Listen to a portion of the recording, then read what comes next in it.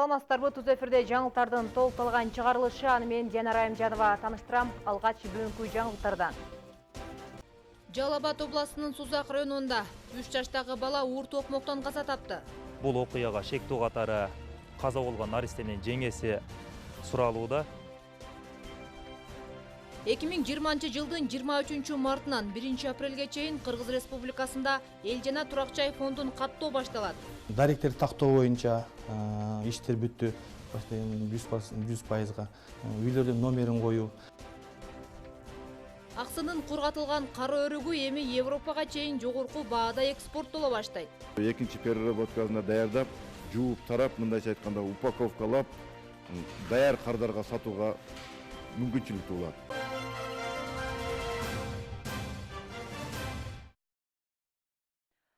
Кытайдын саламаттык сактоо комиссиясы бүгүнкү күнгө коронавирусту 30 миңге чукул адам жугузуп алган деп шек саналуу түрдө кабарлады.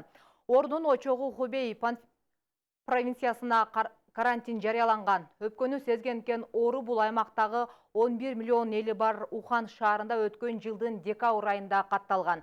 Кээ бир мамлекеттер оору чыккан аймактагы жарандарын алып келишүүдө. Коронавирусту жуктуруп алган адамдар мындан башка Европада, Түндүк Американын жана Азия өлкөлөрүндө да катталууда. Ал эми Кытайда жаралган бул кырдаал бүгүн Кыргыз парламентинде да көтөрүлдү. Анда сөз сүйлөгөн жогорку кеңештин депутаты Бакыт Төрөбаев Кытайдын Ухан шаарындагы кыргызстандык студенттер менен сүйлөшкөнүн, өкмөт аларды алып чыгып кетүүгө аракет кылуусун айтты. Саламаттык сактоо министрлиги берген маалыматына ылайык Кытайда окуп жаткан 6 кыргызстандык студент мекенине кайтканы кабарланды. Алар 14 күнгө чейин атайын изоляторда кармалат. Расмий маалыматка ылайык Ухан шаарында учурда 15 кыргыз жараны бар. Кезегинде дарыгерлер азырынча кооптонууга негиз жок экенин айтышууда. Бул ортодо Жалал-Абад областынын Сузак районунда энеси өтүп кеткен 3 жаштагы бала уур токмоктон каза болду. Бул тууралуу облустук ички иштер башкармалыгынын басма сөз кызматы кабарлашты. Маалыматка ылайык 27 январда болжол менен саат 13:30 чамасында Сузак районунун Октябрь айылдык ооруканасына 2017 жылы туулган баланын сөөгүн алып келишкен. Бул окуя боюнча Сузак райондук ички иштер бөлүмүнүн тергөө ыкчам тобу окуя болгон жерге барышып, топтолгон материалдары Сузак райондук ички иштер бөлүмүнүн кылмыштардын жана жоруктардын бирдиктүү реестрине денеге оор залал келтирүү болуп катталып, сотко чейинки өндүрүш иши ачылган. Соттук медициналык экспертиза дайындалып, бул окуяга шектүү катары каза болгон наристенин жеңеси суралууда. Азыркы учурда такталган маалыматтар боюнча 2019 жылы наристенин апасы каза болуп калгандыгы, ал эми атасы Россияда иштеп жүргөндүгү белгилүү болду. Бул окуяны объективдүү тергөө иштерин жүргүзүү максатында тиешелүү кызматкерлер бардык иш-чараларды жүргүзүп жатышат. Ош шаардык ички иштер башкармалыгы аман келди деген ат менен уюшкан кылмыштуу топтун мүчөсү катары милициянын тизмесинде турган киши кармалганын маалымдады. Ага карата бейбаштык беренеси менен сотко чейинки өндүрүштүк иш башталды. Шектүү убактылуу кармоо жайына киргизилди. Белгилей кетсек, шектүү мурда жасаган кылмышы үчүн жаза аткаруу мамлекеттик кызматынын Ош шаарында жайгашкан жатак абактарынын биринде жазасын өтөп жатып, өз убагында каттоодон өтпөй аталган кызмат тарабынан издөө жарыяланган болчу.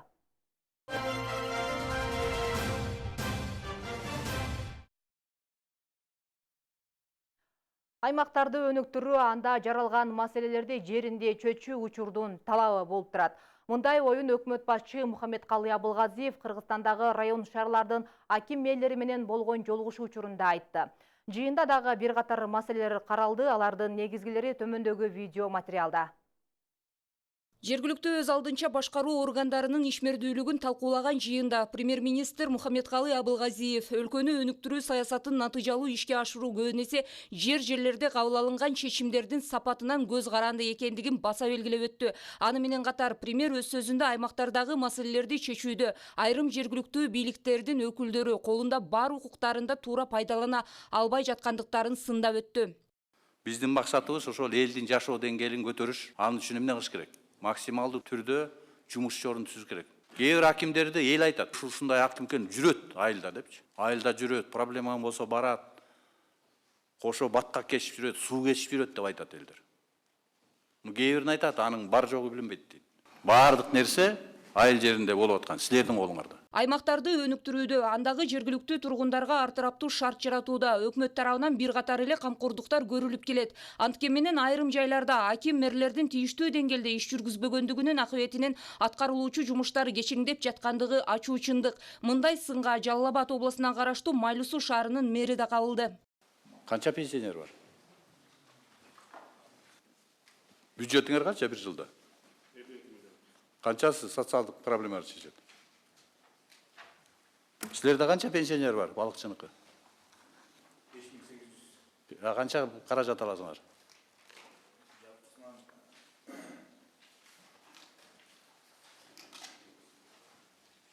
Элиңердин санын билбейсиңер. Канча пенсияң бар, канча пенсия тарайт? Пенсиялык каражатты канча төлөйсүңөр? Пособие канча алат? Азыр мына отуруп алып туруп социалдык экономикалык программаны кайсы жерде, кайсы магазин ачылат, кандай ишкана коебуз, кандай соода кылабыз, канча жумуш орун түзөбүз деп, мына ушул болуш керек силерде иш. Үстүбүздөгү жылы өлкө аймактарын өнүктүрүүгө республикалык бюджеттин эсебинен, ошондой эле эл аралык өнөктөштөрдүн колдоосунда инфраструктуралык долбоорлор ишке ашырылууда. Аны менен катар ар бир райондун иши боюнча туруктуу негизде деталдуу статистика түзүлөт. Эң башкысы анын арты менен жергиликтүү тургундардын ой пикирлеринин негизинде ар бир аймактын аким мэрлерине баа берилмекчи. Жыйындын жүрүшүндө 2020 жылы дотациядагы айыл өкмөттөрдүн санын кыскартуу боюнча иштерди активдүү жүргүзүү керектигин өкмөт башчы тийиштүү жетекчилерге милдеттендирди. Ал эми тийиштүү мамлекеттик органдарга болсо жергиликтүү бийлик өкүлдөрүнүн ишинин натыйжалуулугуна инспектордук текшерүү жүргүзүү жагы премьер-министр тарабынан тапшырылды. Улкан Кожоева, Искендер Шекербеков, жаңылыктар үчүн. 2020 жылдын 23 мартынан 1 апрелге чейин Кыргыз Республикасында эл жана турак жай фондун каттоо башталат. Санариптештирүү талаптарына ылайык эл каттоодагы электрондук ыкмада ишке ашмакчы. Учурда бул тармакта даярдыктар кызуу жүрүүдө. Сузак районунда жана Жалал Абад шаарында жүрүп жаткан жумуштар тууралуу Мунара Жапарова кененирээк айтып берет. 2019 жылда шаар аймагындагы турак жайларды каттоо иши жүрүп, анда ар бир үйгө номер коюлуп тактоо жумуштары жүргөн. Шаар аймагында 26 миңден ашуун турак жай бар экендиги аныкталган. Андан сырткары 3 миңдей турак жай кошумча базага киргизилген. Ошондой эле атайын картада иштелип чыккан. Азыркы негизде бүт ошо календар планда иштердин баары аткарылып бүттү. Анын ичинде мында карта чыгарып керегилерин калктуу конуштардын картасы схемасы. Аларды 3 схемаларда чыгарып, андан сырткары даректерди тактоо боюнча иштер бүттү. 100%. Үйлөрдүн номерин коюу. Азыркы эми февралдын 25-inde ушу окуу семинары башталат. Ушул тапта Сузак районунда да кызуу аракеттер жүрүүдө. 23 мартта башталуучу эл каттоого даярдыктар көрүлүп жатат. Атайын каттоо үчүн адистер ишке тартылып, сабактардан өтүшмөкчү. Бүгүнкү күндө биз район боюнча 22 координаторду алдык. Анан ошол эле мезгилде эми 112 контролерду тандап жатабыз. Жалпысы боюнча район боюнча 1114 участка бөлдүк райондун аймагын. И ошол 1114 каттоочуну алабыз. Алардын бардыгын алып болгондон кийин биз ар бир каттоочуну, ар бир инструкторду, координаторду 5 күндөн окутуп өткөрөбүз. Белгилей кетсек, быйыл башка жылдардан өзгөчөлөнүп каттоо иши электрондук негизде ишке ашат. Бул ыкма жеңил жана ыңгайлуу болуп саналат. Бул эми электрондуй вариант болгондон кийин жанагы каттоочулар сотовый телефонду пайдалануу аркылуу ошол эле мезгилде каттоо үчүн атайын дарек деген база ачылган. Ошо менен иштеп, бүт маалыматтар элдер жөнүндө, ар бир үй бүлө жөнүндө маалыматтар ошол базага түшөт. Демек, маалыматтарга ылайык 23 марттан тарта 1 апрелге чейин жүргүзүлүүчү эл каттоодо ар бир жаран өзү жана турак жайы жөнүндө маалымат берип, коопсуздугу үчүн жеке купуялуулугу сакталат. Бул мамлекеттик маанидеги иш-чарага жашоочуларды активдүү катышууга адистер чакырышат. Нара Жапарова, Улукбек Буронбаев, жаңылыктар программасы үчүн. Аксынын кургатылган кара өрүгү эми Европага чейин жогорку баада экспорттоло баштайт. Райондун Жергетал айыл аймагында логистикалык борбор курулууда. Андагы жумуш болсо учурда 90%га аяктады. Эми аталган объект ишке кирсе, кургатылган кара өрүк ал жерде жуулуп, тазаланып, таңакталып даярдалат. Логистикалык борбордун курулушуна жумшалуучу каражат болсо, облустун өнүктүрүү фонду тарабынан каржыланууда. Кара өрүк аксылыктардын көбү үчүн үй бүлөлүк киреше булагына айланган. Район боюнча 566 гектар бар. Жакшы болгон жылы 12 тоннага чейин кара өрүк бышат. Өткөн жылы түшүм аз болуп 5000 тонна болгон. Өндүрүлгөн ал көлөмдүн 3000 тоннасы чет өлкөгө сырьё боюнча сатылган. Ал эми кургатылган 610 тоннасы Россия, Казакстан жана Тажикстан өлкөлөрүнө экспорттолгон. Жергиликтүү тургундар кара өрүктү өздөрү куруп алган цехтерине кургатышат. Мындай чакан цехтен район боюнча 130дай бар. Өткөн жылы кактын эң жогорку баасы 70 сомго араң чыккан. Баанын төмөн болгону дыйкандарды дагы нааразы кылып келет. Ал эми какка болгон нарк чет жактагы алуучуларга байланыштуу болуп жатат дейт адистер. Кара өрүктүн кагын көбүнчө Тажикстан алат. Эми кара өрүктүн кагы жеринен жууп тазаланып, таңгактап Европа, Россия өлкөлөрүнө жогорку баада сатууга шарт жаралууда. Ал үчүн Жергетал айыл аймагына чакан логистикалык борбор курулуп жатат. Жумуш 90%га бүткөн. Логистикалык борбордун муздаткычы 150 тоннага чейин ылайыкташтырылган. Кургатылган айналымы бул жерде вторичный переработка деп коет экен, ошо экинчи переработкасына даярдап, жууп тарап, мындайча айтканда упаковкалап, даяр кардарга сатууга мүмкүнчүлүк туулат. Курулушту Жалал Абад областык өнүктүрүү фонду каржылап 7 миллион сомдон ашуун акча бөлгөн. Фонд дагы каражат бөлүү жагын карайт. Анда керектүү болгон жабдуулар сатылып алынат. Анын долбоорун айыл өкмөт тарабынан даярдалууда. Азырынча техникасын сатып алууга долбоорлор келе элек, даярдалып бүтө элек. Бирок алып келгенден кийин сөзсүз түрдө комиссия карап чыгып, мен ойлойм бул да приоритеттүү долбоор, бул өтө керектүү долбоор. Биздин бүгүнкү күндө акча каражатыбыз жетет, техникаларын алып бергени мен ойлойм жакшы эле бүтүп кетет. Жалал Абад областык өнүктүрүү фонду өткөн жылы 26 долбоорду колго алып, ага 137 миллион сом бөлүп берген. Бүгүнкү күндө 26 долбоордун 90% аягына чыккан. Жаңылай Болотбекова, Кылыч Жаныш уулу, Аксы району. Элге пайдалуу ишканалардын курулушу албетте жакшы кабарларды толуктайт, бирок канча жылдан бери чечилбей келе жаткан маселелер да жок эмес. Эске салсак, Совет доорунда Жалал Абад шаардык балдар ооруканасы мамлекет эгемендүүлүк алган жылдарда облустук деңгээлде статуска ээ болгон. Жылдар аралыгында ал жоюлуп, учурда 350 орундуу балдар бөлүмү 200 орунга кыскарып кеткен. Мындай абалда дарыгерлерде, бейтаптарда бир нече жылдан бери ыңгайсыздык жаралып келет. Акыркы күндөрү өзүңөр билесиңер, кор деген көбөйдү, кыргызча кызамык деп коебу. Кызамык, анан кийин шамалдагандар көбөйдү. Ошонун себебинен азыр ооруканага оорулар батпастан кыйналып аткан маалыбыз. Бул бир эле балдар хирургия бөлүмүндөгү бүгүнкү абал. Албетте мында коридорго жаткырылган бейтаптар жок. Алда болсо көйгөйдүн аргасы табылган үчүн гана. Өзү мурда баягы реформа болгондо туура эмес реформа болгон да. Ошо реформа болгондо дагы мен ошондо дагы айтканмын.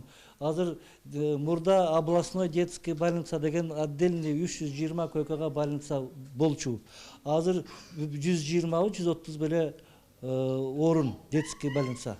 Ошонун кесепетинен азыр орун жок. Ошол убакта чоңдорубуз реформа кылабыз деп, реформа за счет детский больница болду да. Республикада ири аймактардын катарына кирген Жалал Абад областында балдардын өзүнчө ооруканасынын жоктугу буга чейин да дарыгерлер тарабынан көтөрүлүп келген. Бирок азырынча андан натыйжа болбой келет. Шаардык чоңдор ооруканасы же шаардык балдар клиникалык ооруканасы жоктугуна байланыштуу областтык ооруканада дайыма орун жоктук, орун жетишпестик көйгөйлөр дайыма жаралып келет. Биз муну шаардык мэрине дагы, өкмөттүн өкүлүнө дагы айтып кайрылып, ушул тема боюнча көтөрүп, жардам берсеңиздер деп биз айтып келатабыз. Эгер шаардык клиникалык оорукана болгондо, областтык ооруканага көп чоң жардам болуп, элдердин сапаттуу медициналык кызмат алганга дагы ошол соответствующий площадь жаралганга дагы бир канча ыңгайлуулуктар жаралмак. Мындагылардын айтымында айрым учурларда дартка кабылган балдарды Ош шаарына же Борбор калаага дарыланууга жолдомо берүүгө туура келет. Эгер өзүнчө бейтапкана ачылып калса, дартына dawa издеп кайрылгандардын оору жеңил болмок. Өзүнчө больницалар болсо, врачтардын тобу болсо, бизге медиктер бар эле керекти. Алар күнүмдүк эмеде бардык адамдарга керектүү нерсе болуп эсептелет.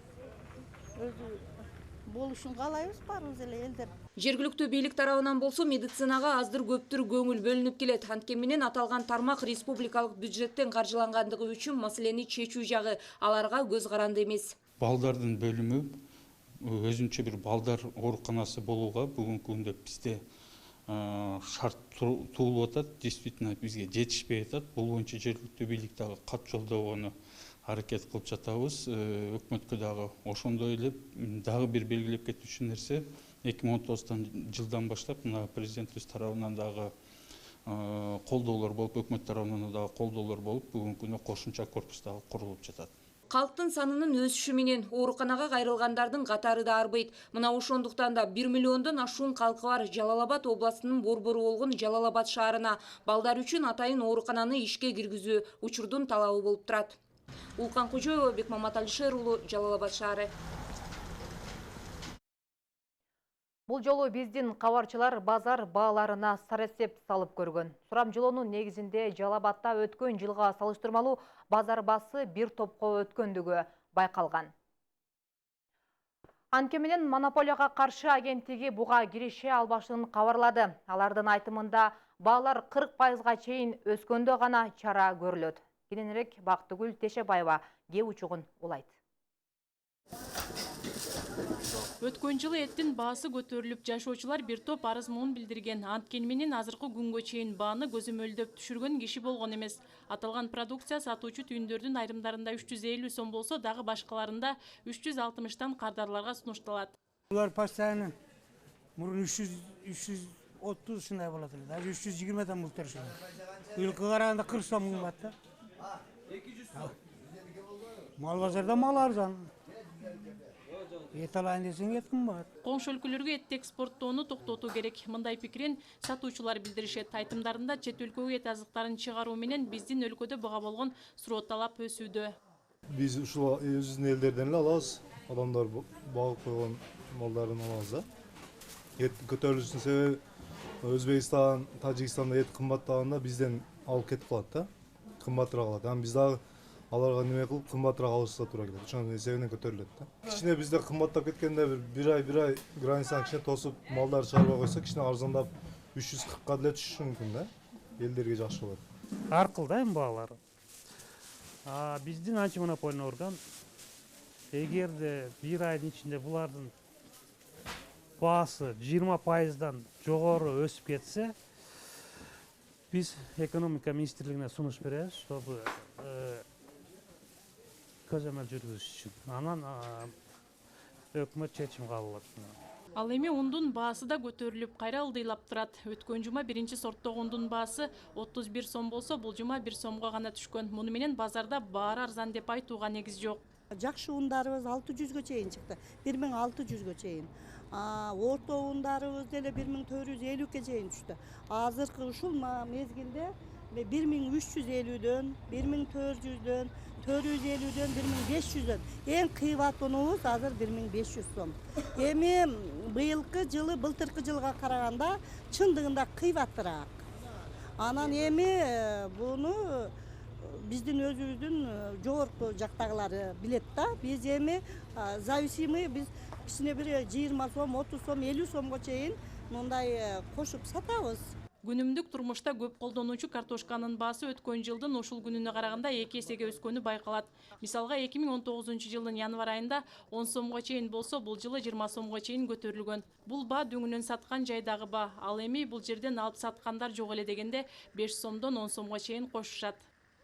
Чоңлайдын картошкасы 20 сом. Көлдүкү 18 сом. Таластык 17 сом. Ушундай баалар кичине өсүп калды. Bir жума ашып калды. Сәуіздер, Өзбекстан сәуіздері келіп тұр азыр. Шалғам, төрт, қызылшалар өзіміздің мына сузақты кирудың. Сәуіздер 10 сом айланасында, шалғамдар 5 сом, түрк 5 сом, шалғам 15 сом шындай. Мөмө жемиштерде былтыр арзан болып сатып алуучулар кубанган жайы бар. Бирок бул жылы мөмө жемиштин баасы төмөн эмес, көтөрүлгөн.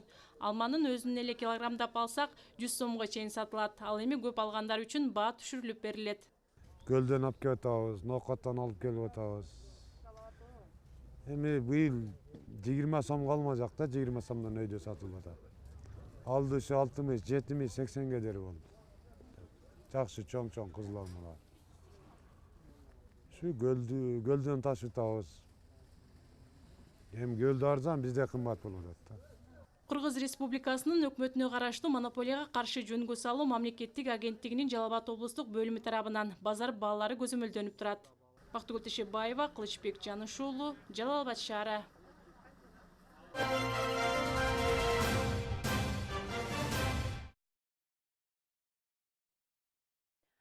Жазуучу жана журналист Кыргызстан жазуучулар жана журналисттер союзунун мүчөсү Мубара Абдылатипованын адабий чыгармаларынын топтомунан турган «Булбул» аталышындагы жаңы китеби жарык көрдү. Анын бет ачары кечесине келген коноктор жаңы китептин бетин барактап окуп чыгышты. Башкы максат жарандарды китеп окууга үндү. Кошумчалай кетсек, Дилбар гезитинин жана Инсан Гейджи журналынын башкы редактору Мубара Абдылатипованын 13-чү китеби жарык көрдү. Көп кырдуу талант ээси алгачкы эмгек жолун 1976 жылы Нокен райондук Ленинчил гезитинде баштаган. Китеп окууга багыт берсек, ушундай кечелерибизди көбүрөөк өткөрсөк деген максатта да, анан баягы аш тойлорду өткөрөбүз, башка кесиптик майрамдар көп өткөрөбүз, бирок китеп дүйнөсүнө багытталган биз ушул сыяктуу иш-чараларды көбүрөөк өткөрсөк, китеп окуу болгон биз окурмандарыбыз көбүрөөк арттырат элек. Биз деле өзүбүздүн китебибизди окуган адам окуса, биз деле кубанабыз да. Анан бизде китепти жазгандан кийин ким бирөө окусун, ошол деген руханий азык алсын, жашоосуна кандай бир деңгээлде бир багыт алсын деген максатта жазабыз даган. Анан бүгүнкү күндө биз ошону мен бул жерге чогулткан негизги себеби мен кичине болсо дагы китеп окуганга бир багыт беребизби деген максатта биз эрте чогулттук. Ызгар суугун чачкан кыш мезгилинде жылуулук тартылуу акциясынын 2-чи бөлүгү уланып жатат. Анын алкагында бүгүн облус аймагындагы толуу аймактарда жашаган аз камсыз болгон үй бүлөлөргө 10 мүшөктөн көмүр таркатылды. Сөз кабарчыбызда. Аскарбек Аширбек уулу 30 жашта, Жаз Кечүү айылынын тургуну, бир баланын атасы. Бала кезинен бутунун оорусунун азабын тартып чоңойгон. Учурда эч жерде иштебейт. Оорусуна байланыштуу алган пенсиясы 3300 сомду түзөт. Аны менен оокат ашын өткөрүү оңойго турбайт. Свет жок, анан турмуш орта кыйналыш болот. Анан бияқта бир аз жеңилирээк болот деп бияка түшүп келебиз. Жашаган үйү да өзүнүк эмес. Айылдаш таанышынын турак жайында баш калкалайт. Келинчеги болсо экинчи наристесин жарык дүйнөгө алып келүүнүн алдында турат. Андыктан калктын аярлуу катмарына кирген бул үй бүлө мүчөлөрү үчүн турмуш арабасын тартуу бир аз кыйынга турат. Өзүнүн айылдагы эле аке болот. Ошол бир деп ошо светтерин төлөп койсоң болду деп айткан. Өзүлөрү Россияда иштешет азыр. Үй бүлөсү менен ошоко кетип калышкан. Камсалганга шарт жок. Аракет кылып атабыз эми. Бул үй бүлөнүн кыштын суук күндөрдө аз да болсо жашоосун жеңилдетүү үчүн кайрымдуулар бүгүн 10 мүшөк көмүр менен камсыз кылышты. Ал үчүн уюштуруучуларга чексиз ыраазы. Кудайга шүгүрүп жардам берип атышат. Ошо иштерине ийгилик болсун. Кудай колдоп дайым ушундай муктаж болгон инсандарга жардамдарын аябай ушундай соо иштерди кылып жүрөбүз. Жалпы облус аймагындагы 18 үй бүлөгө 10 мүшөктөн көмүр таркатылып берилди. Нокен, Сузак жана Базар Коргон райондорунда жашаган колунда жок. Аз камсыз болгон же мүмкүнчүлүгү чектелген жарандарга берилгенин демилгечилер билдиришет. Бүгүн биз Элим Барсым кайрымдуулук фонду менен Жия бизнес ассоциациясы менен бирге келдик.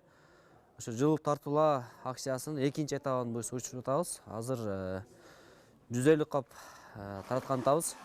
Буюрса өзүңөр көргөндөй азыр адамдарыбыз келип ошо машиналар менен алып кетип жатат. Кыштын күнүндө ошол көмүргө же жылуулукка муктаж болгондорго бир салым кошуу максатында уюштурулуп, жалпы ишкерлерди чакырып бүгүн уюштуруп турабыз. азыр мүмкүн болушунча биз көбүрөөк ишкерлерди бүгүнкү күндө социалдык жоопкерчиликке да багыттап, коомубузга салым кошкула, ошол бизнес болгону менен дагы бул эл менен бизнес.